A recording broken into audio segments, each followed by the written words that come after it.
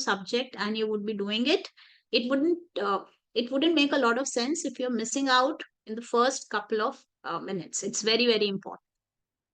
Okay, so good evening, everybody. My name is Shraddha Ghosh, and I'm going to be your instructor for your regulation batch completely. We have a target of around 30 sessions.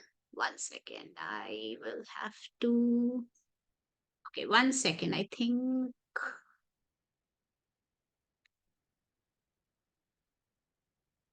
Yes, 1 minute, guys. Yeah. Yeah. So we have a target of around 30 sessions beginning tomorrow. And we are going to have a sessions on Monday, Tuesday, and Wednesday, 7 to 9 a.m. Okay. Try not to be late. The schedule has already been uploaded.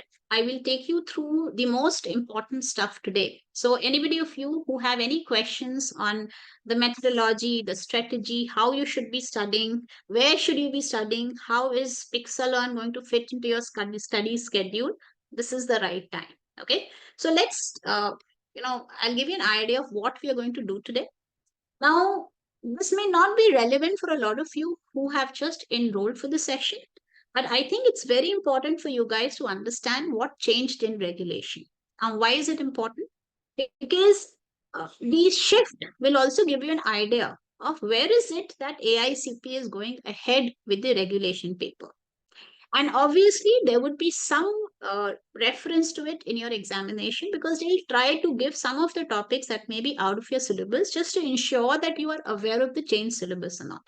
So I think it's a great start to understand what changed and what has been the shift. Because if you understand the shift, I think it's really going to help you set your strategies well. So first, we're going to start with the plain vanilla comparison of what was earlier the case and what is now the situation for you guys to sit for your paper.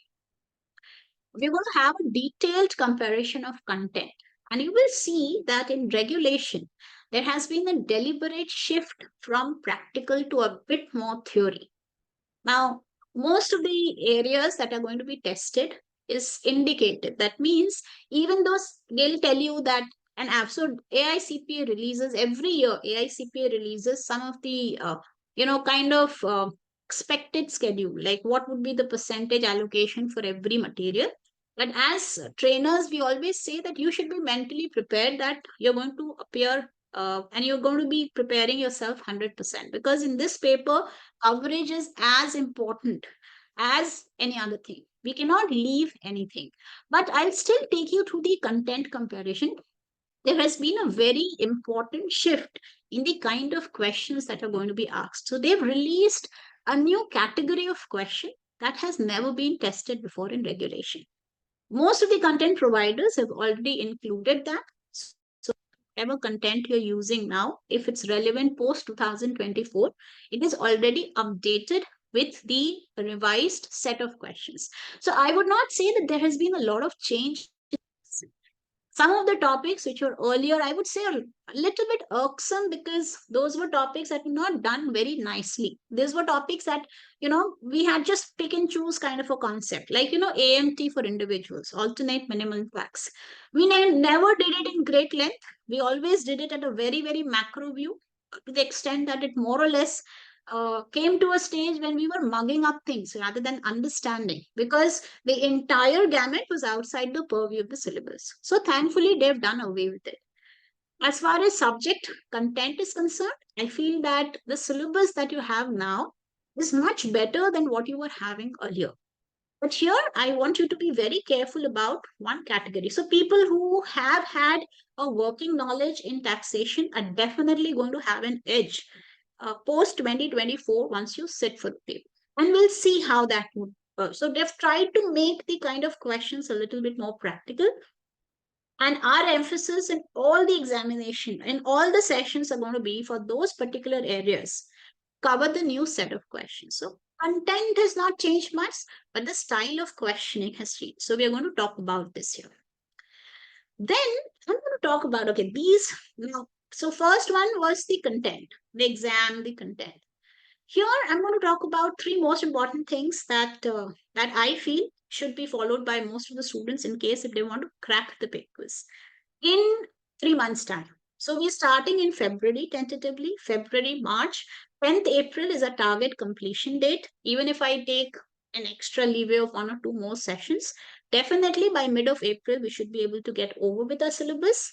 End of April, first week of May is the maximum time that I'm expecting most to be sitting for your papers. So according to me, 2.5 months, 3 months is not a big time unless and until you're really cautious of what you're doing and you're very the time management.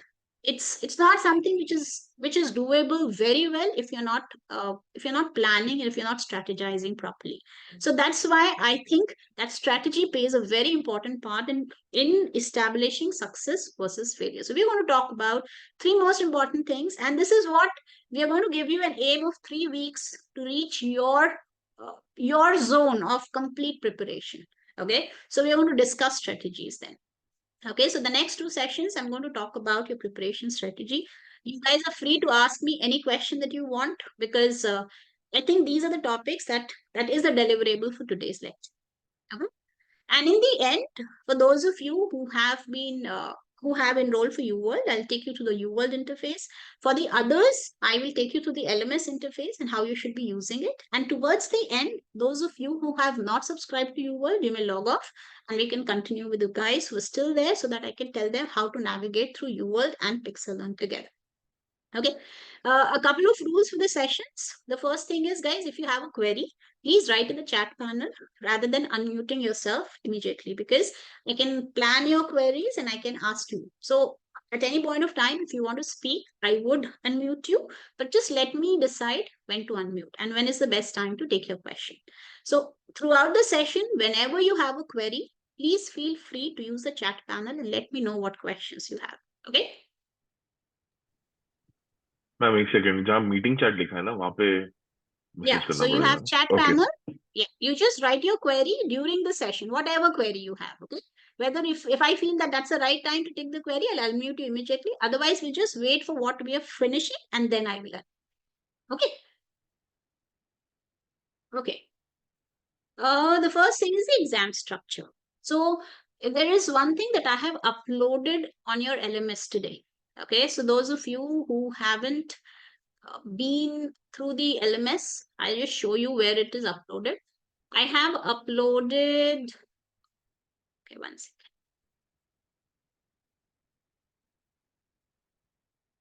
Yeah.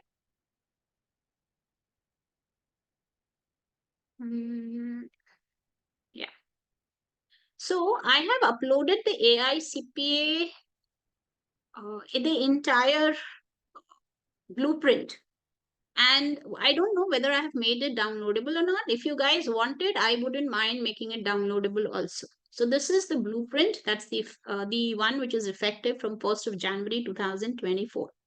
I have annotated it a bit. I'll show you what is the relevance of this. Okay, but this becomes our guiding force. Okay, this lets us know this is what we have to do, and this is what AI CPA has communicated to us as CPA. People who've taken the CPA exam in the new curriculum regarding the course. So if you look at that, a couple of things. This was what was in the old syllabus, right? So if you look at it, Reg had the MCQ and the task-based bifurcation of 50-50, which still remains the same. So the best part is our aim should be that we should cover theory really well, which is 50%. On the balance 50%, which is practical, there are certain areas which are more heavily tested as far as remembering and understanding skills are concerned. So if you look at 1040, which is a form number, you will see that if you memorize things properly, you understand it once. The challenge is to keep it revising. But once you go through, let's say, corporate taxation or let's say S corp taxation, those are more concept driven. Now, one thing is when I'm going through corporate taxation or let's say S corp or partnership, I do tend to use a bit of journal entries and I do try to connect the accounting and the taxation angle. So I think that's a very good idea, because if you can see we have a very good visual of the balance sheet and the P&L. If you can connect that to regulation, that really solves a lot of work for us. Okay, so part one that we're going to start with over the next couple of weeks That part is more or less data driven. We just need to understand the stipulations, commit it to memory, and then we are sorted. The next part of practical is more concept driven. And there, my suggestion is try not to mug up. If you understand the base really well, if you understand the key dots, how it's all related, that will make it really simple. But as far as cracking the paper is concerned, okay, historically, regulation is a paper that fetches you maximum marks. The reason, a wide variety of a large section of the paper is heavily driven on the basis of remembering and understanding. Okay, so manage your theory really well. For the practical, we'll see to it that things that needs constant revision, you're doing it on an ongoing basis. That's the reason we are first starting with practical, then we're going to go through theory. For those of you who have taken this paper before, if you want to expedite the process, if you're willing to write the papers before, let's say the third week of April or the second week of April, my suggestion is you can start with theory. We are going to do it in the fag end. Okay, because my methodology of teaching is we'll first deal with the things that needs constant revision. We'll deal with concepts really well, and towards the fag end, we can do theory because that's the time where we can really we can increase our effort and we can expedite the progress. Okay, you can't do that in the practical part because that needs practice. Okay, so 50% theory, 50% practical. Okay, if you look at the skill levels, so AICPA has told us 4 skill levels. Evaluation is the highest level, which is tested only in audit.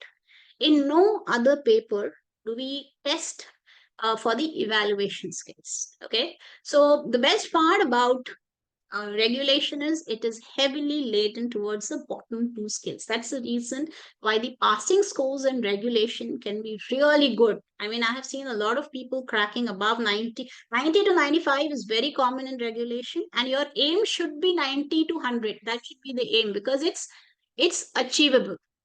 Okay, so if you look at what the old syllabus was, so this was the old syllabus, right? You'll see that even in the new one, there hasn't been much change in the skill level requirements. And if you see it really well, nearly 80% of the paper on the maximum side and nearly 60, so 60 to 80% of the paper is heavily driven only on the base level skills. That means if you prepare the course really well, if you understand things that needs to be understood, and if you're able to revise properly, that should really help you through your regulation paper. It's a simple paper to crack. The most important thing here, if you get your strategy correct, if you put yourself into a routine of regular studies and revising things, I'm pretty sure that cracking a regulation paper with above 90 score is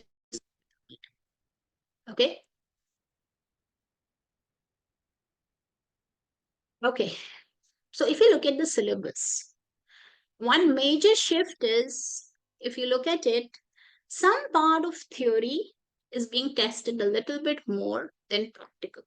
Okay, so if I look at it really well, there has been a conscious 5% shift from practical to theory. Now, this is an indicative list, but if you look closely, now see the first 2 areas here, which is ethics and business law, this is theory. And the last 3. So we'll first start with individuals, then we'll do entities. So individuals typically mean people like you and me. When we file our returns in the US, we would be filing a particular form. Now, in the US, you have every taxation, just like in India, we have ITR1, ITR2, and stuff. In the US, we identify the forms by their numbers. So, we are going to refer to the numbers. We have also uploaded the entire IRS forms. I'll show you where it is, and I have made it downloadable. My suggestion is please take a copy of that. Every time we cover a particular area, you should be knowing exactly where in the form we have covered that. And the best part about the regulation paper is that every kind of information that you want is in the public domain. IRS itself gives you a lot of instruction. And the way you should be dealing with this practical portion is you should be equipped enough. So that's my aim as a faculty, that I want you to be in a stage where after this most important concept should be driven home, Even though I don't think that CPA syllabus covers all the forms in utmost details, but at least it gives you a macro view of most of the forms. And if you know where to look at the data once you are working, I think it's very easy to understand how you want to train yourself after that. So we're just going to introduce you to concepts. We are going to make the fundamentals strong. And after that, once you start working, there's a lot of data available in public domain. I think you should be able to reach that stage that you should figure out your way on your own. That's the idea, right? But theoretically, if I look at the syllabus per se, they have kind of shifted 5% shift from practical to theory. Okay, so our aim should be understand that yes, practical is important, but theory is something that you cannot neglect for the simple reason it's simple theory, uh, contract. So if you look at business law, there are certain new laws. I don't know how many of you've, I want you guys to raise your hand, guys. How many of you have read insolvency or secure transaction, something like that formally? In India, bankruptcy laws, we typically refer to them as insolvency laws. But anybody here who has read them from, because these were not a part of a regular studies. Most of us. Anybody who has read it, just raise your hand or right? No. So that's the challenge. There are some easy parts. So you will have things like Contract Act and Sale of Goods Act, and then you have agency, these are the easy stuff. But then you have secure transactions, debtor creditor relationship. Then you have concepts like if somebody wants to declare bankruptcy, then what are the proceedings? These are a little technical. I would not say very interesting, but for you it should be very scoring. So our aim should be, this is like really easy. The first 15% of the marks here is like really simple. For those of you who've done audit with me before, we have covered a bit of it here. This part I think is very interesting. It's not very difficult to crack because it's interesting. This part again, this is easy part. But remember, guys, in India, what we have done in Contract Act and Sale of Goods and Agency, there is a similarity, but there are some stark differences. And some of the interesting differences are really good. They're so good because that tells us the difference between the thinking processes of the two societies. Okay, the reason why I'm telling you this is in case if you've not read it and registered it, our impulse will be to choose a wrong answer. Why? Because we'll be following the Indian law. So it's very important that when you're doing things like contract and sale of goods, if you've had an exposure to Indian Contract Act and Indian Sale of Goods Act, agency is more or less similar, but these two, it's very important to register in your mind specifically where is it different from the Indian laws and Indian acts. Otherwise, we tend to get tuned and we try to choose an answer based on the Indian law. So that's something that I want you to be aware of at this age. One more thing here that will be tested is forms of business. This is easy. Typically, this is theory, but this is simple, really simple theory. Okay. So these are simple stuff. There are two topics here, which are a little technical, and the challenge is that none of us have done it before, probably. It's typically debtor creditor relationship and insolvency. So for those, the challenge is to, you have a lot of data, right? What is it that you have to register in your mind and how to crack the questions? That's what we're going to concentrate in this area. But the way I'm going to look at it, I'm going to first take all the practical, and we are starting with individual taxation because I feel that it needs a lot of revision. And I would suggest that what we are going to do over the next 5-10 sessions, you need to, get into a mode of revising it regularly, because if you can do that, see, when you're doing areas 3, 4, and 5 that we're going to do initially, when you're going to do these 3 areas, this is cumulative learning, guys. If you do not understand how do you tax the C Corps, I cannot layer it up and teach you how to do it for partnership. And so ideally, what we'll do is we'll first see how a C Corp is taxed. Then we'll find out, okay, what is the delta between C Corps and partnerships? And then we'll see what is the delta between partnership and smaller corporation, which are more colloquially referred to as private limited companies in India. So it's an incremental learning. At the same time, when you're looking at individuals, there are some concepts like exchange, boot. Then, the basic essence, a lot of it is carried forward when you're doing entity taxation. So that's very important, that when you're doing the practical areas, you should be able to master the first concept before we layer it up to the next concept. Because if you're not doing it and following it at your level, chances are that your foundation gets weak, and then even if you layer it up later, it becomes difficult. So these three areas we are going to concentrate a lot. The first sessions I'm going to take a little slowly you start understanding the psychology of the society. In general, what are the things that the US economy emphasizes on? Some of the things are very different from what we have in India. Once we understand that, once we do the full practical part, theory is something which is easy. Even if you want, you can rush through in theory because there's a lot of data available. Practical, we're going to take it slow. And my expectation is that once we finish a particular area in the classes, I would want you to follow it up at your end and complete all the MCQs in that relevant area. Okay?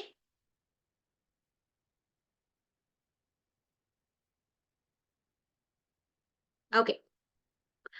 This might not make a lot of sense today because a lot of these topics you would have not done. But there are a couple of, so this, I just wanted to star it for those of you who have taken regulation earlier. I'm pretty sure that you will be able to understand this. Now, see, there has not been many. So, this first area is very simple. This is like a historical area. The MCQs are the best way to do this area because we've been doing it times and again. Business law is easy. There's something called other laws. Okay. So, apart from the securities law, and then you have the bankruptcy, contract, sale of goods, there is something called miscellaneous laws. They have kind of exceeded, or they've tried to extend the horizon of that. Okay. Um, I don't think Becker has done a very good job at it. Now, I don't know how much of it is relevant, but if you look at it, this is an area where we need to dig a little deep because this is kind of an open area. And if they give you a question on this, and if you've never gone through those relevant areas, then chances are you would not be able to answer the questions. So, in business law, I don't see much change except the fact that they have widened the horizon of the laws. If you look at individual taxation, there was an area called AMT. So in the US, they had already abolished the AMT, the alternate minimum tax on the corporates, but for individuals, it was still there. And the full scope was outside the purview of CPA syllabus. Thankfully, they have done away with it. Okay, which is good because even earlier they were doing it so, in such a strange manner that it was a very uninteresting area to talk about. Okay, because we were not covering things end to end.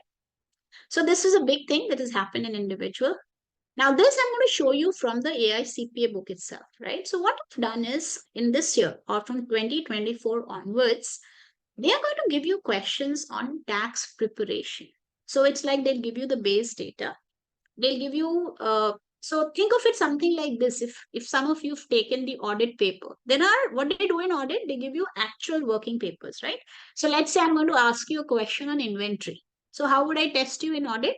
I will actually give you let's say the inventory sheet. Then I'll give you the data dump from the inventory, from the inventory base where the physical documents are kept. And then probably I'll give you some extract of the financial accounts. And then I'll try to show you that there are some discrepancies. Okay, so what we do is we're looking at real data. And on the basis of real data, I'm trying to ask you questions. Now, this year onwards, they have tried to do that with regulation also. They have emphasized a little bit on real data. They've emphasized, so see, the core concepts don't change. If I ask you that, is your interest that you're earning on, let's say, deposits, is that interest taxable? The answer is yes, it's taxable. I will take it to Schedule C, which was already there earlier. But now the way that they're going to answer your question, you in the exam, is going to be a little different. Okay? Also, it's not just how you're going to submit so visualize it like this, that if you were a person who actually involved in making your tax returns for the client, what is the actual data that you see? And once, let's say, you have submitted that data to the IRS, if the IRS comes up with some kind of an examination or some kind of a comment, how are you going to reciprocate to that comment, taking that knowledge base with you? Like, let's say I'm testing gross income for individual. So the first set of questions will be real things. Okay, they'll give you the real accounts, they'll give you the real stuff, and then they'll ask you, okay, how are you going to fill in the particular form? And then probably they'll tell you, okay, IRS comes up with this thing. This was what was discovered. What is your take on it? So typically, they are going away from theoretical concept of asking you a question, and they're going to make it a little more practical. Now, the challenge is for those of you who are like, I think Carsten here is into this a big time. So for you, I think for the others who've never had a practical experience in filling up a form, see, the best part is understand that it's law. And if it's a law, it cannot be very difficult. Okay. Love the concepts, then you just need to know. It's like saying, I don't know Tally, I'll learn SAP. It's okay. We'll just see the interface will be different. So what you're going to emphasize on is the base concept. If your concept is clear, then you just need to know where is that data going to be paid. So you do it once, you do it twice, it becomes a part of your system. Should not be very difficult. Okay. So the concepts remain the same. The way of testing them changes. And I'll show you in the AICPA guidelines that most of the higher level skills. Okay. So if I look at the skill base here, a little high. So there is a particular way where you can understand that these areas would be more tested on the sim. So the reviews and the tax preparation, they have a higher level skill which is going to be tested. So chances are that you may expect sims in this area. Okay. Now a couple of things have changed. I think to because it's a good change. Earlier, like formation, liquidation of corps and partnership is a really complicated concept, and it's difficult. I still remember we used to spend a full class dealing with formation. And when I looked at liquidation of partnership, especially if I want to tell you what is non-liquidating dividend and liquidating dividend and how is it taxable, it was pretty confusing. So good part is they've done away with it. So both for partnership and for corporation, we are not going to have detailed calculative questions on both the formation and the liquidation. So they're essentially going to test you on the taxability. Assuming a corporation is a running corporation, how are you going to tax their accounts? So how are you going to derive their taxable income from the accounting income? And then probably what can be the issues, so all of those. But the starting phase and the ending phase has been done away with. So that's a good thing, okay, because this was a very complicated stuff. And if you look at the relevance, probably not that much, right? Once you start working, you'll see that one in 100 cases would be like that. But ongoing corporation and partnership is something which was more relevant. Okay, the best part. These are the big pluses, right? That has happened in the new syllabus. They've done away with estate and trusts. Okay, so earlier we used to teach you estate taxation, trust taxation, and there was something called unified, the gift transaction tax. All of that has been done away with. Even tax exempt corporate. So earlier we used to have something called tax exempt organizations. Yeah, I know. I know. See, I don't mind the concept, Carsten, of both estate and trust, but the problem is that we were not dealing with it like 100%. These were areas where we touching and going, and we used to, and it was not something that we are connecting it to the logical chord. No, we would just pick up certain areas, we'll discuss it, and then we will leave it. So most of the times we were just helping the students mug up certain areas. So it's a good thing. AMT is gone, estate is gone, trust is gone. Even in tax exempt organizations, earlier they used to test something called unrelated business income. We used to call them UBI income. That's also gone. Okay, so now just small part, which is theory.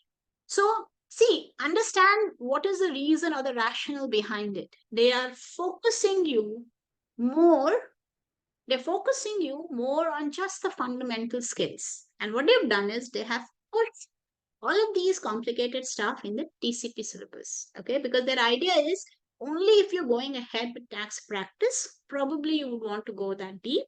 Otherwise, at the base level, maybe you are going into accounting, or probably you're interested into forensics or IT or anything. In that case, just the base level understanding of tax should be good enough. Okay, so remember your fundamentals should be really strong. If your fundamentals are strong, if you're able to make out the sense of where the data is flowing from which method and how is it getting linked, I think that's enough. Okay, so the best part is formation gone, liquidation gone, estate trust gone. I don't think the gift taxation is that much detailed now. Tax exempt organizations gone. Only a small part of theory is there. The calculation part, all of that is gone. This is like a huge relief, okay? Because we used to spend a lot of time explaining students about the partnership. What is the at risk basis? Then the passive loss rules. So, all of that tax basis. This was a complicated concept because it was very difficult to help the students visualize this. They have done away with that now. So the best part is now what you have is a very interesting part of taxation. It's a very, very interesting part now. We are looking at key concepts. And if you're able to weave stories around it, I have tried to incorporate some of them. I try to share some of the podcasts, some very good, important, very good podcasts, especially if you're in India and the society is different. Many of the laws really doesn't make much difference because this is not ours, it's not easy to think, why these particular laws came into being. For instance, there's a very strange topic called exchange of like kind business assets. And if you know the history behind it, you'll be amazed to know that it actually started in the agricultural sector where the farmers used to exchange cows. So this concept started with the exchange of cows, and then it now no longer relates to cows at all. Now it has taken a different zone altogether. Okay, so sounds nice. If it's possible, we'll try to, and if it's within the purview of a session, if I'm not able to cover it fully, I'll give you some of the links to the podcast. Those are very good podcasts, hilarious podcasts, some of them. And it's good if you can develop basic overall sense of why these provisions came into being, what was the rationale behind it. I think you'll be able to appreciate it better. Okay, so this my suggestion is just start this, and tomorrow or any time, when you have time, every time you're looking at a particular area, this is not a bad slide to go to, because it will help you understand what's the data shift, and it will also help you understand what to focus and what not to focus on. Okay. So as far as you are concerned as students, my suggestion is they've made the paper more interesting and they've done away with some uninteresting areas in taxation. Okay. Okay, three things. Okay, as far as syllabus is concerned, does anybody have any question? You can ask me now. Anybody I has any question? Yeah, I just sorry. have one question, Shraddha. So Yeah. since as you mentioned that business law, it's not fully, taught in Becker, how would I prepare for it from your slides? No, no, no, no, not business law. No, you got me wrong. There is a small area called the laws where you have, Okay. those employment taxes, your employment laws. So it's a very small 2 or 3 sheet in Becker. Okay. Maybe, so see, what I'm trying to tell you is maybe what Becker has given you is enough, but if you look at what others have given you, that's a little bit more than what Becker has given, because this is a new time and they have incorporated these new things. So, yes, for those areas where I feel that we can do a little bit more without causing a lot of harm, we'll do that. I'll give it to you in the class. Okay, Jasmine? Yeah, So, thank see, you. some of the areas, see, I have a tendency to put you a little more than what your content provider is giving you. And if it's not very harmful and if it helps you understand the concept, I would include it in the sessions, and it's up to you whether you want to do it or not. Okay. But I will give it to take you a little more than what your content provider is giving you, because I want you to be in a stage when you can see, you have to develop your sense of answering the questions. Okay. So even if there's some topic which is not directly tested, I will still try to give you some ideas so that it helps you connect the dots. Okay. But yeah, in other laws, so remember, I'm not talking about contract, agency, business firm, but there's an area called miscellaneous laws that I feel Becker is not included it in as much detail as others have done it. So I will try to give you a little bit more there. Okay. Okay, got it.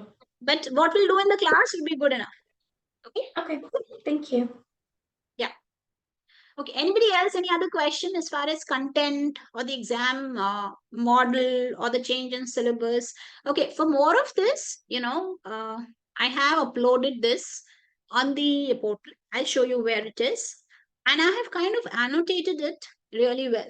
Okay, so those of you who are following UWorld, UWorld has exactly taken the hierarchy or the chronology of what AICP has given you.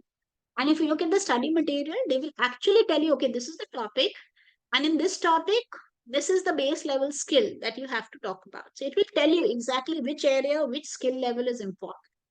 Now, see, analysis is the highest level that is tested in regulation. And my suggestion is please follow this really well. Any of the areas where they have ticked on analysis, that is one of the prospective areas in which the simulation can come. And you should be very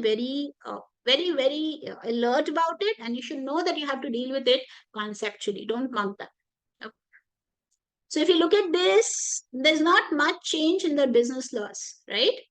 Except for this. Can you see this?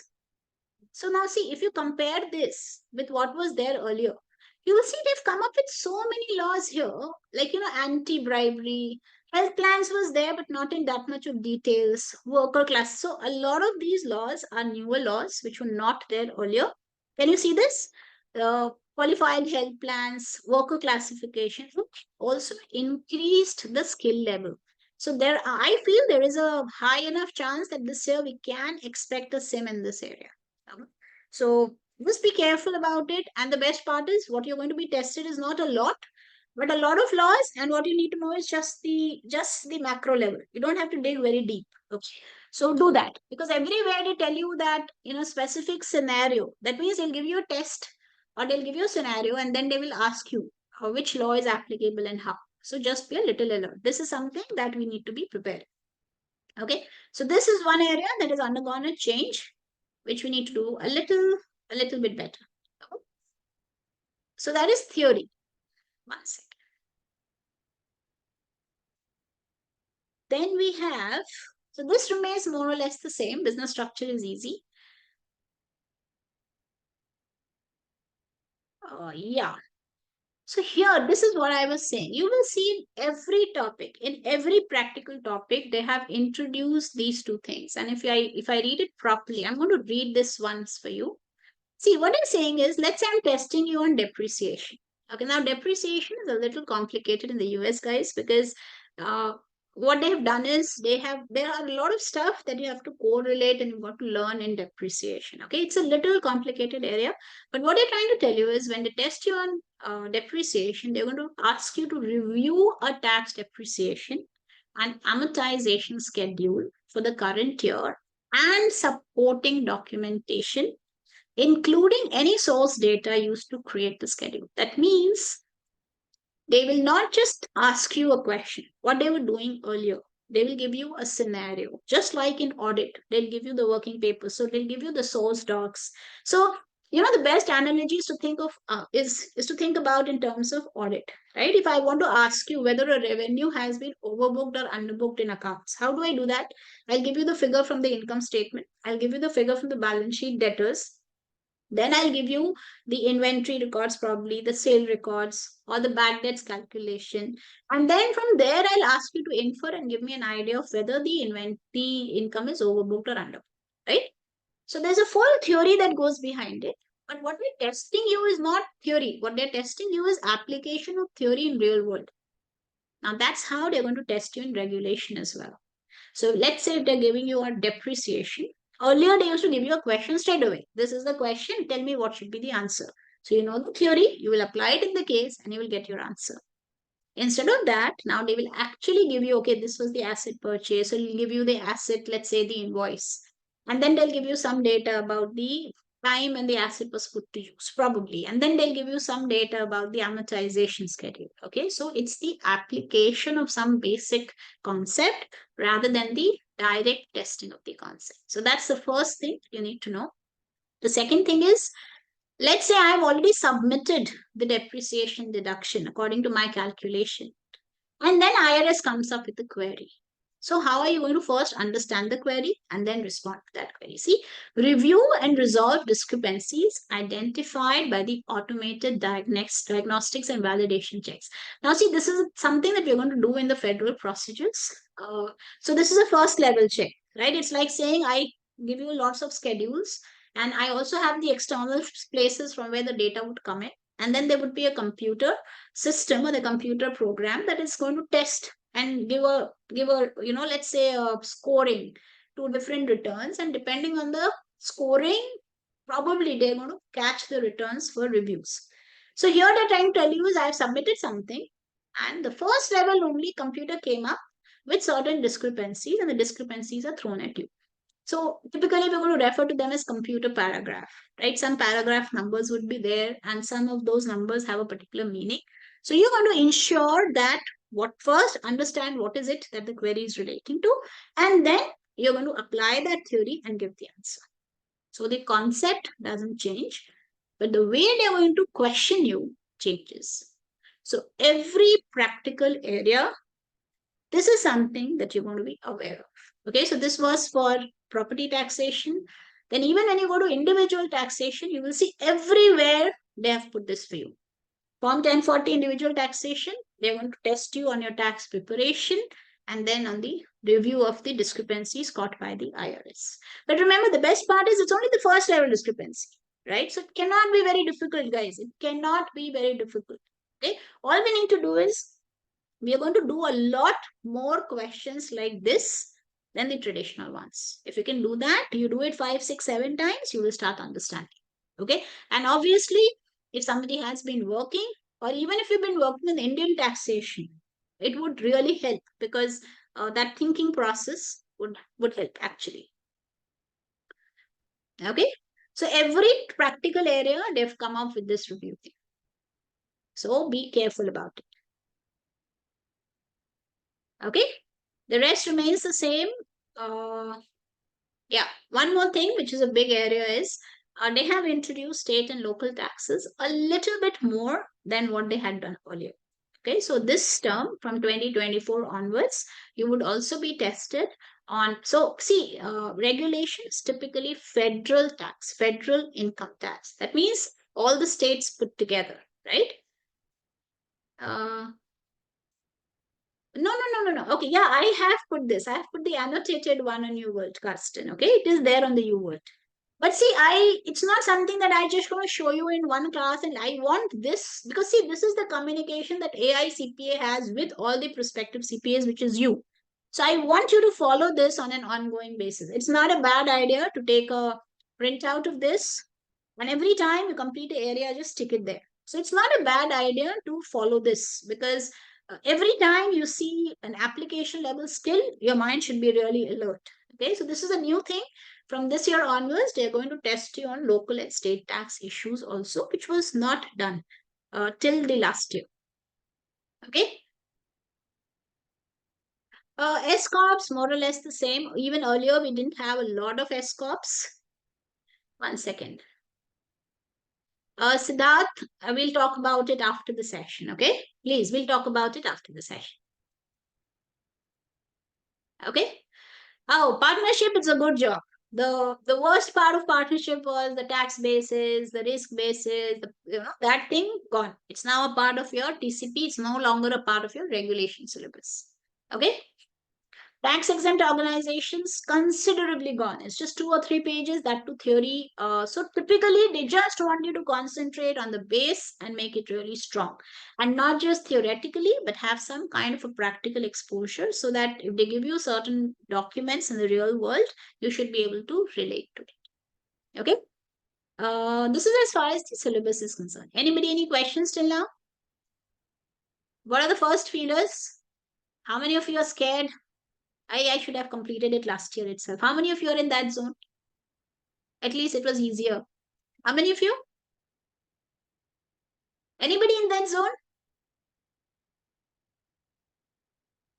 Yeah, Carsten, for you, definitely it's going to be a plus point. But yeah, but you cannot forget or you cannot undermine the importance of studies. But yes, somebody who's had years of experience in taxation, that person will definitely have an edge going ahead after 2024. Definitely will have an edge.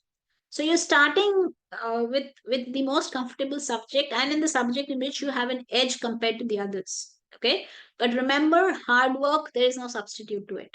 Okay, so we need to be, so you already have an advantage. Now you just need to ensure that this is the first paper, and if you crack it above 95, I'm pretty sure the others will fall in line.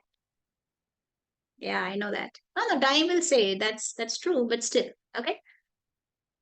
Okay, now how to study. 3 things. Okay, 3 things. Very, very important, guys. Okay. The 2 which are core is concepts. Okay, some of you here are following Becker, some of you following Ewald or Wiley as earlier, some of you following Miles, some of you following Sargent. You know, it's an incorrect thinking to know that material is everything, material is nothing. You just follow one material, guys. I don't want you to go to 10 materials. If you have just one content, any one base level content would do, but you do one question, but you think about that question. Just don't do it mechanically. You know, think about that question.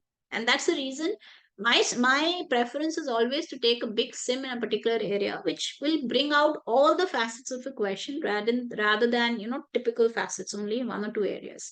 So first thing is, it doesn't matter how many questions you're solving. What matters is how you are solving the questions that you're solving and how much conceptual clarity you're deriving from there.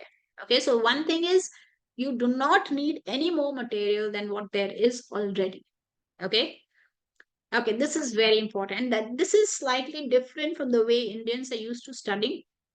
We have a tendency of picking and choosing our content. You know, as a student, I had two very bad areas. One is I used to be totally driven by concepts. So if there were topics that I liked, I used to dig very deep in that.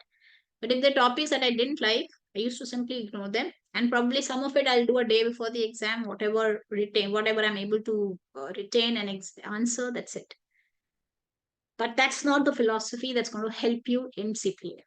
So I know you're not going to believe it, but trust me, when I sat for my regulation paper, I did not do bankruptcy. I did not do secure transaction. I just couldn't understand it. I didn't do it. I just didn't have any intention of doing it.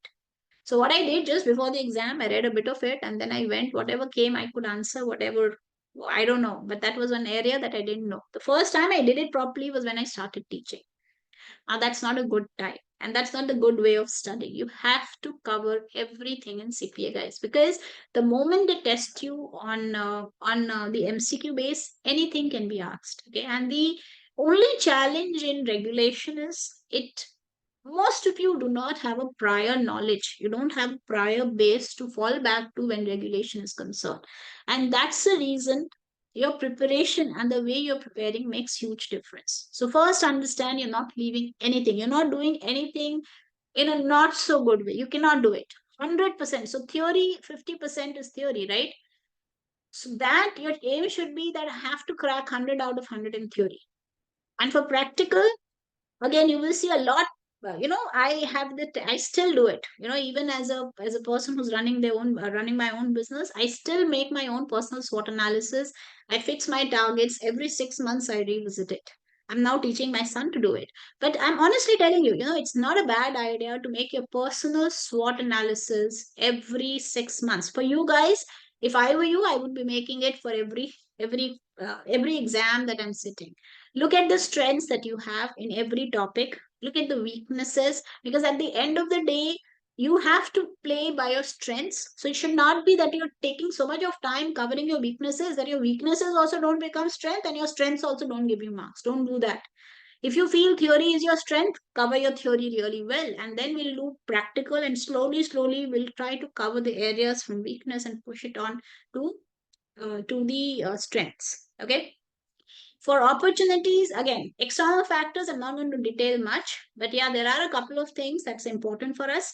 Threats, see, there are a lot of unknown. The uncertainty in the paper is really a lot. Okay. So what you need to do, please be very mindful of AICPA released sample papers. So AICPA is going to release sample papers now more than earlier because it's a new syllabus. You should be very, very careful and you should be doing those sample papers that AICPA is coming new with. Okay. Now, a couple of things. I know you guys must be aware of it, but technically, legally, you should not share. You don't put the questions that came in the exam anywhere in a public forum which can be accessible by people. Why? Because when you become CPAs, you are swearing that you're going to keep the CPA examination completely out of public domain. So please do not speak to somebody over the phone if you have to, but do not put anything on pen and paper. You cannot do that. Okay, so remember that. The first two is, so this is something that we are going to aspire to have as much in the class as possible. I am going to do sims. And I'm going to do some MCQs, which are some of the MCQs may be a little more than what your content providers is giving you, so that you get a clarity, a more conceptual clarity. Coverage is something that you've got to take care of. Okay, this is the most important ingredient. Okay, and how are we going to address it? Next 3 weeks, what I want you to do is this. Apart from the time that you're going to spend with me in the sessions, that means 6 hours, forget it. That's passive learning. Way back at your home. So let's say I cover 3 areas, 3 different sections in the next 3. So tomorrow, day after, and on Wednesday, I'm going to cover 3 different topics, right? Then you go back home. I don't know how you're going to do it, whether you want to go through your material again, whether you want to go. So my suggestion is, what I'm going to give you is pretty exhaustive. Do that once, just go through the PPT, and then go and do your MCQs in that area. Once you do the MCQs, if you're able to crack all the MCQs, then you know you've understood the concept, right? Now, whether you want to do some more lectures, whether you want to read something more, that is extra, that is up to you. But in my next session, when you come, I would expect you to complete all the MCQs in that area. Sims, typically, I would say, see, Sims are something which are not too much available in any content provider. So for Sims, my suggestion is treat it as something which is rare. Um, most of the sims that you're going to see in the topics, we would be covering it in the classes. So your midsection test becomes very important, your blind test becomes very important. So my suggestion is, when you complete one full area, after that, sit down and do all the sims, keeping the time clock on. And sims, should you be able to understand your consistency, your coverage, everything through the sims. So mark your time and mark your accuracy. Don't look at the answers in the sims. So MCQs, treat it as incremental learning platform. See, I cannot give you every single line of what there is, but if you understand the basic things, some of the extra small stuff that we don't cover, you can do it via the MCQs. So your deliverable should be 100% of MCQs done. And when I complete a particular area, let's say for Becker, if I complete module 1 completely, I want you guys to look and sit for all these sims in that area. Say, let's say module 1, module 2 in Becker done, sit for your sectional tests, your mid test. For people in UWorld, I am going to give you a weekly test. Every week for the next 30 weeks, I'm going to give you a cumulative weekly test. So week 1, I'm going to give you a test. Week 2, I'm going to give you a cumulative test of week 1 and week 2. If you guys are doing that, I am pretty sure you'll be in a very comfortable zone at the end of 30 weeks. Okay, and I'll give you midsection test. Let's say when we complete individual taxation, I'll give you a midsection test. When we complete entity taxation, I'll give you a mid. But all the tests are going to be like cumulative.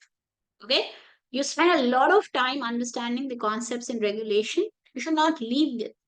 Keep on revising, because once you've spent 20 hours doing a particular area, it's not very difficult to revise it. Okay, uh, regulation is one area where making small handwritten notes might help you, especially in something like individual taxation. There's so many things to remember.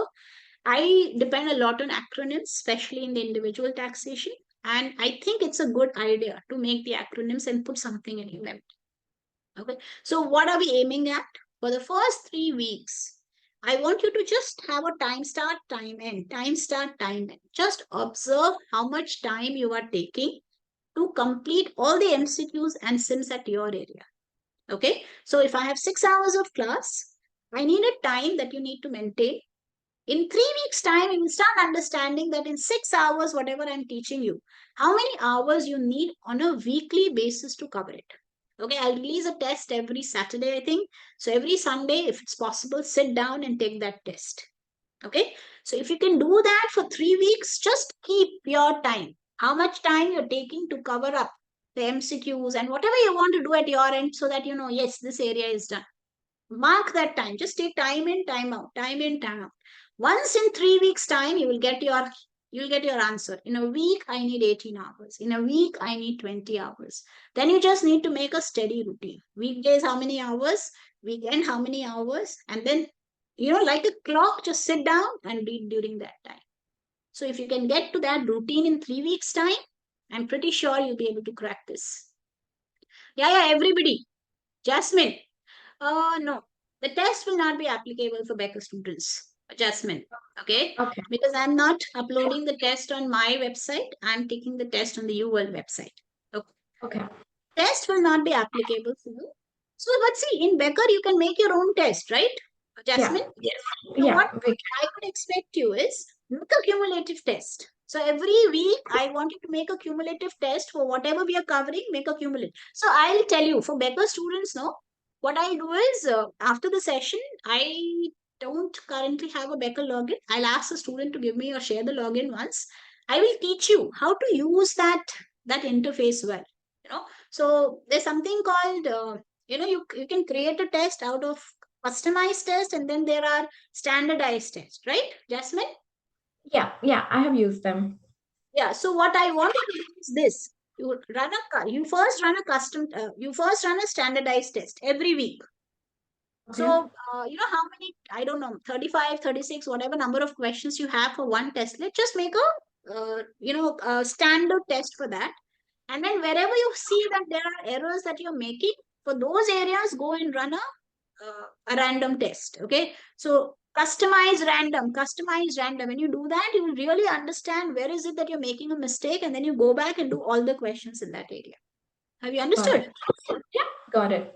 Every Saturday, for you guys, for people who are not on the U World, I would want you to make your own test so make one particular day of the week where you're going to make that test and run it and sit it by the clock. So I don't want more than 45 minutes to an hour, guys. But give that, it will make a huge difference, and make it a cumulative test. Okay? So what I want you to do is, I want you to just mark your time for the first 3 weeks. Just mark your time. And after 3 weeks, you will get an idea. On a weekly basis, make your routine. And what you're going to do for the first 3 weeks is going to yield you result in the next 30 weeks. Okay. So please, this is important. Okay. If it's not important, I would not have told you to do that. Just in a paper, do a time in, time out. You will exactly know you're taking on an average how many hours in a week. And then you just need to make a steady routine, and then it becomes a part of your system. Okay. Keep your weekends half weekend off, guys. Do not. So I have experienced students experiencing burnout. I have seen people complaining of complete disorientation after, let's say, 6 months of studies. I have people having panic attacks also. I've had students who's ultimately, see, at the end of the day, this is just a paper. You have to understand, at the max, what will happen, we will lose some money and we will come back. But understand that whatever you do, if you're freaking out, it is going to make the situation worse rather than making it better. Okay. So the more methodically you deal with it, chances are that your success will be really good. Okay. So have a routine so if you're a married person, if you have children, have a routine which entails you to spend half a day so that's the reason why we have weekday classes, because I don't want you to be passively learning over the weekend. So weekend should be the time of deep learning, at least 4 to 5 hours each day of the weekend. If you can set up a pace for the next week coming in, and if you can do that consistently for 3 weeks, I'm pretty sure you'll be able to do it for 30 weeks. Okay. Okay. So how I want you to study, I have given you this schedule. uh, I think it's a pretty manageable schedule, and I think you can do it. It's not something which is very difficult. Now, see, this that I have shown you here is the tentative dates that we would be taking to complete your syllabus. And I'll show you, but I have already uploaded the schedule on the LMS, right? So if I look at the typical areas that have been tested, I have shown you in what order I'm going to be taking those sessions in the class.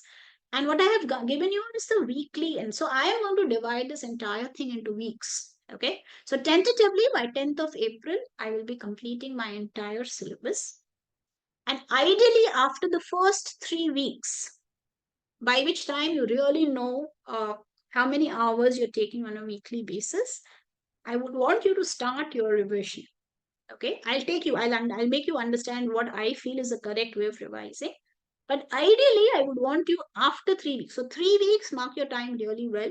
After 3 weeks, you should exactly know that on a weekly basis, how many hours you need to master, and just catch up with the class. Okay. After that, after the third week, I want your parallel revision to start. That means after the third week, I would want you to put in some 1.5 to 2 hours every week for revising whatever you've done. So guys, remember, when you spend around 30 hours doing one area, Revising it should not take you more than 2 hours, right? But if you do it then and then and don't leave it, chances are that you're going to reduce this time. Say complete practical, you will be in a position to complete it at your end, get into constant revision, and then just take theory incrementally and sit for the paper, right? So if you're doing incremental studies, I'm pretty sure that when I complete the syllabus in April 10th, another 2 weeks, you should be in a position to write your papers. Okay, so I give you another 1 week's time. You should definitely be in a position to write your papers then. Okay, now these are the mid-sectional exams. For you all guys, I'm going to give you this exam. For people who are not in your world, whichever material you're following, you will make your own exam. Okay, now see, in most cases, they're going to give you something called customized and standardized test. Customized typically will take questions from the areas where you had made mistakes before. So if you run a customized test, you will be able to understand, okay, this was my weak area, I will solve. So you run a customized test to understand, okay, these were the weak areas. But once you understand what your weak areas are, go back to standard test and do as many questions as you can in that time. You will see that slowly your concepts will get strengthened. So I don't want you to do any more material than whatever material you're following. But your aim should be that you should be able to identify where are you conceptually weak. If you make an error, don't call it a careless or a silly mistake, because there are no silly mistakes. There is somewhere or the other you're making a mistake. Either you're jumping a question, or you're thinking way ahead of what the question is asking you, probably. So some of this we can understand when you're answering questions in the class. So that's the reason I would appreciate all of you to participate and take, you know, put yourself and then answer the class questions. Because if you can do that, I also get an idea of where is it that your thinking process is going wrong. Okay. So tentatively, you should be running 5 sectional tests. And where am I picking up the number 5? These are the 5 areas that will be tested in your exam. So pick up 5 sectional tests. Uh, my suggestion is make it cumulative. That means when you do individual, you test yourself after 3 weeks. When you take entity, you test yourself on 1 and 2. So make it cumulative sectional tests. Okay. Now this is the third revision. Okay. Now what do you mean by first revision, second revision? I will explain you. I'll explain you in great details of how I want you to mark your questions and then how I want you to run and rerun those questions. But remember, sometime over the weekend or the weekday, as you are placed, you will have to take time out for revising on a continual basis. If you can do that, I'm pretty sure that your target should be after I complete my syllabus within 2 weeks, you are 100% prepared to write your papers. Okay. Uh, Comprehensive exams, my suggestion is you can take 2. I have seen people freaking out in the comprehensive exams because they feel, oh, my marks not so great. I am not looking for your marks in the comprehensive exam. What I'm looking at is, when you sit for your comprehensive exam, you make some obvious mistakes which you will not do in your final paper. So I'm not going to judge you by what is your marks in your, comprehensive exam. And I would suggest that your aim should also not be like that. It should not be that, oh, I'm getting 75, I'm going to flunk in the paper. No, you would not. The only reason I definitely would want you to take one review exam at least 2 weeks before your final paper. Because if if your marks are not that great, you have time to absorb that shock, right? So the only reason I want you to take a full exam is because I want you to understand some obvious time management errors, which if you take a comprehensive exam, that helps you to avoid it in the final exam. Okay, otherwise the marks are not relevant, and I don't think that should be in any way, used to determine how much you're going to get in your final score. Okay, but remember, 2 weeks to your exam. Don't write any comprehensive papers. Okay, so how many marks I want you to set your questions? Exactly what's written in your AICPA. So 1 second. If I look at this again, your AICPA had 1 second. How many testlets? Yeah. So 5 areas, and we did this. Oh, I think they did it in the beginning. Yes. Okay. This. See, In red, you have 4 hours paper. You have 72 questions. That means you will have 2 testlets of 36 questions each. Okay. So what I want you to do is I want you to make your MCQ testlets 36 questions. Try to crack it in not more than 45 minutes, not more than that. So every week, if you can take 1 or 2 sims, not more than that, 1 or 2 sims and 1 testlet of 36 questions each. Okay. And slowly, I don't want you to so initially, even if it takes a little bit more time, but if when you're setting a paper, make it 45 minutes as a deadline. I know it's a little far-fetched, but if you can do that for 30 weeks, you would be in a very good shape to write your papers. Okay. So what I want you to do is every weekend, cumulatively, I want you to take 1 test of 36 MCQs and 2 sims on a cumulative basis. Okay. For Becker students, it's very important because I think in some of those tests, they can throw up new questions. Okay. For UWorld students, again, a lot of those traditional areas, UWorld has a very good repertoire of questions. Now, the problem is the newer type of questions are not much in any of the content providers because AICPA has not released those questions as yet. A lot of it has not been released. So, most of the newer questions I feel would be similar in most content providers. But yeah, if there's something that I feel is really relevant, I'm going to use it in my classes as well. Okay. Okay, so how do I want you guys to study? Okay, so in my mind, I'm expecting you guys to write your papers latest by mid of May, not beyond that. Because if you're stretching it beyond that, I don't think you're making the most of the time that you do. See, guys, remember the biggest constraint right now is time, nothing else. So don't waste your time, trying to get into the mode. No, you are into the mode. From tomorrow, we are starting. 3 weeks, if you're able to really give, do justice to this time that you're spending with me, I am 100% sure you'll be able to write your papers by the end of April. Okay? Okay. Now, how do I want you to prepare? Okay. Now, see, I have already given you the access to the Pixel app. Sorry, 1 second. So, this is the Pixel LMS, right? Anybody here who's still not been able to log into the Pixel LMS? Anybody here? Please raise your hand, write in the chat panel. Is anybody here who's still not been able to log in to the Pixel LMS? Anybody? Okay. Now see, as I told you, I have already uploaded the schedule and okay, the login hasn't happened. I have already uploaded the schedule and every week I'm going to update it with the current status. Okay, sometimes some questions might take a little bit more time. Oh, 1 second, guys.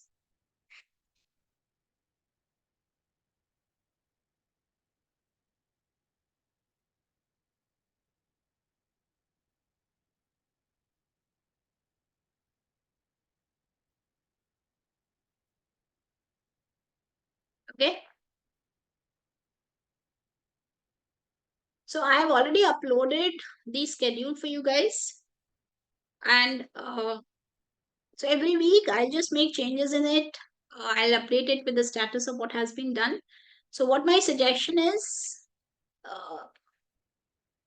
so for those of you who are not with UWorld, or even if you're with UWorld, because I am not following the hierarchy of AICP, I'm following the hierarchy of concepts, okay? Every class, whatever we are doing, I have given you reference to the respective content that you have to follow. Okay.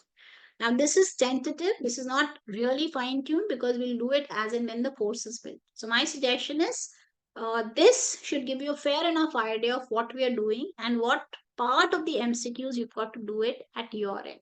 Okay, so that's the first thing. Now, after the session is done, all that I want from you is to go back home and revisit the MCQ, revisit the concepts once. So I'll be uploading. So this PPT that I've just used in the session, I'm going to upload it on your LMS tomorrow.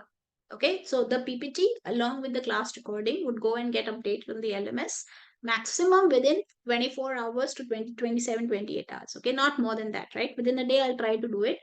So what I want you to do is just after you've attended the entire class, the PPTs become really simple to identify. It's already there. Just go through it once and then sit and work out all the MCQs in your database. Whether you're reading the book, when you're reading any other lectures, whether you're listening to anything else, that is additional. That is your take. But as far as I'm concerned, my expectation is that you should be through with the MCQs. Now, the moment you're through with that, the concept is completely driven home. Okay. Okay, one more thing I want you to understand is whether you've got a question right or wrong, please go through all the answer choices. Now, see, you will see a typical pattern coming up. In the MCQs, out of 4 choices, 2 you would be able to negate. 2 out of 4, you can easily say this is not relevant, this is not relevant. And then the 2 further options will remain. Out of those, you have to eliminate the 3rd choice and let the 4th choice come up as a correct answer. So we are not choosing the right answers. We are eliminating the wrong answers. So initially, when you're solving the MCQ, please read the rationale behind every single answer choice, whether you're getting it correct or wrong. Okay. And after that, I want you to flag or mark your questions. In every content provider, there is an option to flag the questions that you want to revisit. Now, a lot of you, I have seen, many of you, if not all, I have seen people who are not using this when you see. Remember, the first time you're doing a question, that is a very important time because that's the time when you're determining what are the questions that you would want to revisit. Even if you want to do all the questions in the next attempt, I would still suggest spare some time and mark your questions because you will save your time. How will you save your time? Let's say I am giving you, let's say you are taking 24 hours to cover one module. Okay, so when I say 24 hours, a major chunk of that time will go in solving the MCQs and the sims. So MCQs will take up a lot of your time. So I want you, so in the second revision, you should not spend more than 10 hours revising the first module. And in the last revision, you should not spend more than 4 hours revising the module for the 3rd time. So I need 3 revision. In every revision, I want the questions to go half and half, a little bit even more than half, right? So when you mark the questions, those should not be marked on the basis of what you're getting correct or wrong. It should be marked on the basis of so it's like this. We do sampling in audit, right? So basically, I'm asking you to choose a sample which will be representative of the population, irrespective of whether you're getting it correct or wrong. So if there are 100 questions in a particular topic, how can I choose 40 and probably not more than 40? Definitely not more than 40, not more than 35 to 40 questions, so that when I solve those 40 questions, I will be able to get the crux of the entire 100. That should be an attempt when you are marking the questions. Okay. Read all the answer choices, mark the good questions which should be reflective of the population. Okay. And then after you've done a full topic, that's the time when I want you to go and read and do the sims. And when you're doing the sims, remember sims are a rarity because there are not many sims floating around. So don't look at the sim halfway through and just look at the answer. Don't do that. Mark your time, mark your accuracy. Everything in the sim should all be like testing. Okay. Most of the average sims we would be covering in the class. That's the reason why your incremental test becomes very important. When you're devising your own tests, that's the time sometimes it throw you some new sims. Okay, so sims should be tested. Okay, do not use it as an incremental learning platform. Okay, if you have a query, guys, there's a WhatsApp group. Please take the question and the answers, screenshot and post it on the group. Since there are people following different content, please put in the snapshot of not just the question, but even the answers so that everybody can attempt it. Okay, I am also in that group in case if I see nobody else is able to answer. Because see, when you share questions, chances are that all of you will get your levels elevated. Okay, so please share the question and the answer on the WhatsApp. Okay, as I told you, you need to take weekly tests. For you all, I'm going to set the test. For the others, you're going to set your own tests and take sectional tests after we've completed one full section. So 5 sectional tests, 30 weekly tests, and 2 mid-session exams. If 2 final review exams. If you can do that, you're in a very good zone. Okay. So in my suggestion, we need 3 revisions. My take on the exam is I'm spending a lot of my time, a lot of my money, and I'm not going to rewrite these papers ever again. So when you go, you should be over prepared rather than under prepared. So don't think that what you, so it's like a CAT exam, guys. Okay. Just it will never happen in a way that you're randomly marking the questions and it will be coming right. It will never happen. If you're not scoring properly in your in your dummy exams, in your mock exams, that is reflective of what you're going to get in your final exams as well. Okay. So 3 revisions. Very importantly is, I am going to talk about it on a conceptual basis, but I can't layer up the concepts if you guys are not clear with your concepts. Okay. So, and the way we're going to deal with it is when we read a particular concept in the class, next time I'm not going to detail that concept again. I'm going to just give you the delta or the incremental. So if your base is poor, you can't pile up anything else on the base. Okay. In case if you miss a particular session, some of you have offices in the morning. Many of you will have situations where you would not be able to attend all the classes. It's okay. The lectures will be uploaded by the end of the day. Please follow it up at your end and then come for the next class. Okay. Okay. Again, please do not run for 50 modules. It's not about how much you're working. It's about how smart, how much you're able to retain, how much are you able to connect the dots. That's important. Okay. Again, in my opinion, these papers are not very difficult papers to crack. All it needs is some kind of a disciplined study. If you're able to crack the optimum time management, how many hours you need on a weekly basis, you can just put it, put yourself in an auto mode so that, every week. And, that's going to just imagine. I'm not asking you to think beyond a week. I'm just asking you to think of 1 week and stick to your schedule for 1 week. That's it. So we are going to bring 30 into just 30 sessions of 1 week each. So all that you have to think is 1 week, I am doing what I have to do. That's it. Okay, another thing, very, very importantly, see the best part about the classes that we're having currently is most of you. So there are some 24, 25 students who have registered for this class. Many of them may not attend a class like that, but they will be studying and they will be sitting for the paper. So what I am aiming at is not just to take a random class. The reason why we are having this model of the class is because I want you guys to clear your papers. Get out of this mode. The worst that happens is, you're stuck in this mode. So every Saturday, Sunday is doomed till the time you've not cleared your paper. Get over, get done with this, and get done. Okay, so I've had, last year we started Pixelearn. Whoever sat for their papers, many of them have cleared the papers.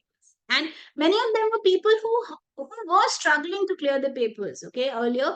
So my thing is, you have a batch where nearly 95% of the people are going to write their papers in the end of April, first week of May. Utilize that batch. Okay. I still remember in the last, BEC session where people were struggling to clear the paper, there was a group in which one had a lot of good knowledge about IT. There was another one who was very hardworking and would probably take certain areas of BC really well. So what we did is we put those people together, we made a group, they had their Zoom sessions and they could help each other. So don't be shy. Ask. I think Alok is not there in the session today, but nobody is judging you. Trust me, nobody judges you anywhere. In the sessions, don't wait who is answering, whether my question is wrong. It's not relevant. What is important is we are going to see the end result. If you're able to clear your papers on time, that's it. That's what we want. Okay. So make use of this network. Okay. Okay. Very common mistakes that I've seen people making. Please don't do that, right? So those of you who have just registered themselves for the course, if your eligibility, NTS, scheduling, all of this is priority. Without this, you can't sit for the paper. Don't delay. Okay, don't wait for the optimum time. See, the idea should be the moment the ball is in your court, throw it. It should not take, so you should not look back and say, see, I could not sit for the paper because I couldn't study properly. No, your eligibility is your headache. If this is not done, nothing else works. See, last year, I think Money is in the session, right? Money is there, right? Money could not sit for his Yes, ma'am. papers because he couldn't have the eligibility. Yes, Money? Yes, ma'am. Now I got it. Yeah, and same, I remember there was another student, she was working so hard with me. and then her eligibility didn't work out because some or the other reason. So be very careful about the papers that have to go. Do not delay at your end. That's the first thing. Okay, second, many people have this tendency. They do all the MCQs and then they leave all the SIMs. Remember, if you're leaving the SIMs, you're leaving 50% of your paper. And see, it's just like training your mind. Training your mind to solve the MCQs, you have to train your mind to solve the SIMs as well. Okay. Please do not underestimate the power of marking your SIMs. And this is the only time when you're going to start it with me that you get 100% of the chance to choose the questions that you would want to revisit. Even if you feel you want to do 100% of the questions, please mark your MCQs because otherwise you will not be able to reduce the time of your revision. In the entire CPA paper, the only constraint is time, guys, because most of you are working professionals. We are no longer in a zone where our parents are coming and giving us coffee and tea and stuff. We are no longer seekers. We are all providers in our respective domains and both in the workplace as well as at home. Okay, so the most important thing is what, and there will be time when your work will have to take precedence and the studies would take a back seat. It's okay, that's going to happen. What you have to do is whatever time you have, do not waste that time. Okay, because time is the only constraint, that the only bottleneck is time. Okay, again, I have seen a lot of people doing this. Don't do this, guys. Trust the material that you are with. Just trust that and do only that. Do not go to 10 places. The only other thing that I want you to do is have a nap or have a tab on the AICPA released papers. Do that whenever that is released. Beyond that, nothing else. One question, you think a lot on that question rather than thinking of solving 10 questions from 10 different areas. You don't need that. Okay. Again, as I told you, AICPA release sample papers are very, very important. Okay. And especially this year because the pattern of questions are changing. Okay, don't do this. I've seen a lot of people making this mistake. They write their papers 3 days before the exam and then they completely freak out. I got a 59, I got a 86, I got a 25. What do I do? You don't do anything. You just made a wrong mistake of writing your papers close to exam date. Jay Shankar is here in the class. Jay Shankar, don't do this next time. You've done Yes, it once, right? yeah. Don't do it again.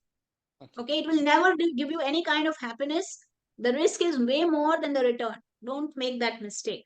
Okay, 2 weeks before the paper, no solving of paper, no taking any kind of a mock exam or any kind of a literal, nothing I want you to do, because solving this paper is like giving you all the tools. Ultimately, you sit in the examination hall and then you give your 100%. So don't carry any baggage in the examination hall with you. Okay. Okay. Sure. Okay, I will first just take you through the Pixelon LMS. Now, see, we haven't built up the Reg LMS because we are going to do it as and when we are studying. But I'll show you one of the LMSs that we had just completed, which was audit, right? And this is how the regulation LMS will also pick up, right? So I'm just showing you the methodology. So see, let's say we have the first session, okay? After the class, the PPT that was used in the class along with the recording would be uploaded on the LMS. After that, all that I want you to do is go back home, read that PPT if you want to, work out all this MCQs in that area. Once you complete 2-3 related topics, then come and sit and do the sims. It is as simple as that. Do you want to read the material before looking at the questions? See, you could do that, but my suggestion is don't do that. Why? Because see, I am making a lot of effort to ensure that what I'm giving you is 100%. But when you do that, and if you're able to solve all the MCQs, now when you go back and read the law, your mind will pick up the right words, the keywords. In that entire data, you would know what to emphasize and what not to emphasize on, right? Because unless and until you don't have that seal, when you don't have the MCQs, you feel everything is very important. No, everything is not that important. Okay, and there's a huge history of the MCQs that have been tested. Do the MCQs and then go back and read the material in case if you want to read your material. Because by that time, you would have known the concept, you would know what is tested on an ordinary basis and what emphasis you've got to place on different topics also. Okay, so if you want to read, you wrap it up in the fag end, not in the beginning. Because even if you do it in the beginning, you'll realize you'll have to repeat it after the MCQs. So save time there. Do you have to go and read or listen to the lectures provided by national instructors? My suggestion is, if you have to do that, do it on the topics that you find struggling. If you've still had a question in a topic that we've covered in the class, you're not very happy, that's the only time when I want you to refer to any other lecture. Before that, if you're comfortable with whatever is being taught, you're able to manage the MCQs, I think that's good enough. You don't need to go beyond it. Okay. Anybody, any questions? How many of you are in the zone that all of this is like gyan? I don't know. All of this is just pure gyan. I don't think this is ever going to work out. See, I know this is a little early to say, but I'm pretty sure. But once you start the class, I think within the next 3 weeks, work out a routine for yourself. Where to study, how much to study, how to study. Those answers should be solved in the first 3 weeks. Okay. So every topic that we're going to have, I'm going to give you all the sims. So sims, how are we going to do? We are going to do it through the PPTs only. I'm going to give you the question in the PPT. We're going to discuss it in the class. You are the guys who would be taking the sim for us. Okay. So every question that will be discussed, the entire PPT will be uploaded and the recording. After that, you just need to follow it at your end. For people of you, for you, any question about the Pixelon? It's a simple LMS, guys. I've kept it really simple so that you don't have to worry about the interface and how to use this interface. Any questions? Anybody about the Pixelon LMS? Anybody who's having, in case if you're not able to access the course or anything, let me know. We'll just work it out. Okay. Please write your password somewhere and keep it, because that password is important. I don't have access to it. Once you know the password, then all that I can do is I can reset the password for you, nothing else. Okay. Anybody, any questions? Okay, for those of you following UWorld, Ma'am, tomorrow we have classes. yeah, we're going to have classes from tomorrow. Okay. Monday, Tuesday, Wednesday, all the 3 days we're going to have class. Thank you. 1 second. This is the UWorld interface. For those of you who need to have UWorld, is Lakshmi there in the class? No, I think her time zones are different. But see, guys, first you have to go and launch the course. If the course is not launched, you will not be able to log into the interface. So everybody has been given access for the 3 core subjects now. For the discipline subject, you will make a choice, I think another 2-3 months down the line. Once you're very clear of what discipline subject you're going to follow, you're going to ask them to activate that for you. So I need to first launch the course. Jay Shankar, I'm using your profile because it's a student profile. I don't get to see that profile. Okay, you can change the password after this. No, So I go I to don't the want. I course. don't want. No, it's up to you. But I'm just saying I had to use it because I don't have that interface at mine. I just have the faculty interface. Okay. So you launch the course first. If you do not launch the course will not reflect. Once you see the course, if you go to the lectures, you will have a full course whereby the topics are given. With every topic, the lectures are there. Wherever there's an MCQ, the MCQs are there. Wherever there's TBS, the TBS is there. There is an e-textbook that is included. Now, e-textbook is very important. Why I'll tell you, because you can search in the e-topic. Yeah, so wherever you are in the ebook, 1 second. Wherever you're in the ebook, you can search. So let's say I'm going to talk about qualified business deduction. Let's just say QBI. It'll show you which page it is coming. Qualified QBI. Business income deduction. Okay. Qualified.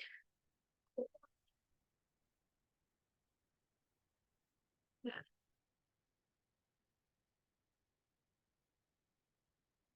Is it not showing here?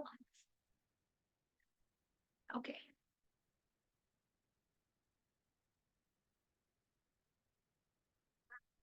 Hey, what's happening? 1 second. Oh, qualifying. Okay. What's happening? 1 second. Qualifying. I don't know what's happening. It's not picking up the keywords. Okay, it would, guys. Okay, I think It won't pick up the keywords from here, okay? Sometimes when you're lost about what that area is and where you have to read about it, you can use it. Okay, it's searching the index. You've got to put it here, right?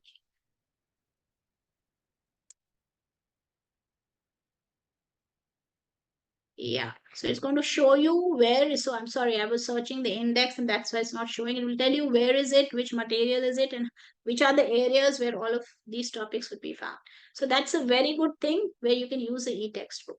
When you want to create your own test bank, you can use a create test option. That will help you, that you can, you can choose the topics that you want to create a test on.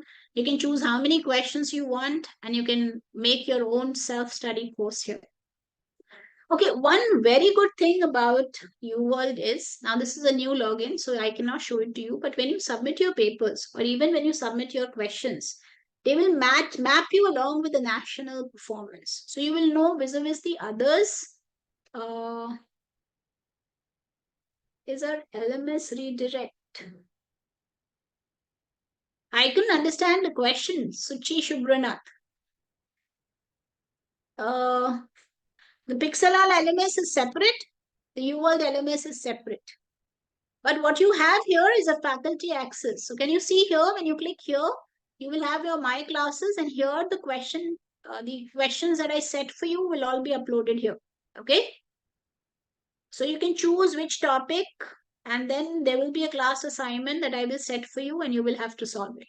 I will update. So these are the auto assignments that have been put into the system, but I will make those tests for you and I will let you know in the WhatsApp group what is the name of the test. Every week I would want you to do that test.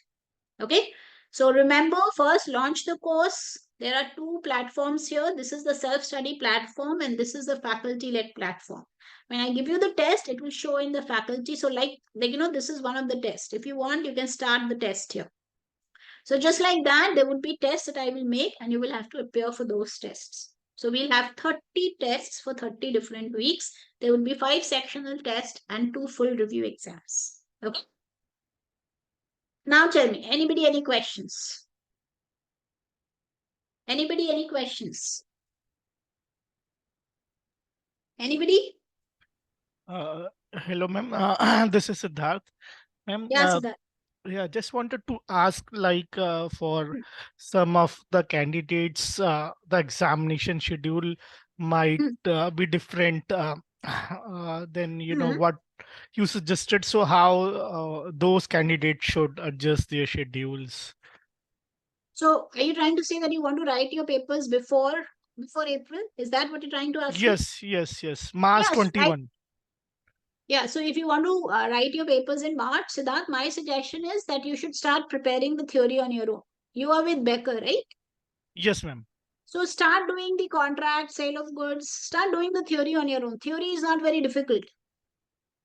Because see, I have given you the schedule, right? I'm going to follow that schedule. So ideally, my suggestion is if you want to do something on your own, do the theory, don't do the practical. Practical, you do it with me. Sure, ma'am. Okay. Sure. So the fag end, whatever topics you feel that you will be missing out and things that you want to expedite, you do that before.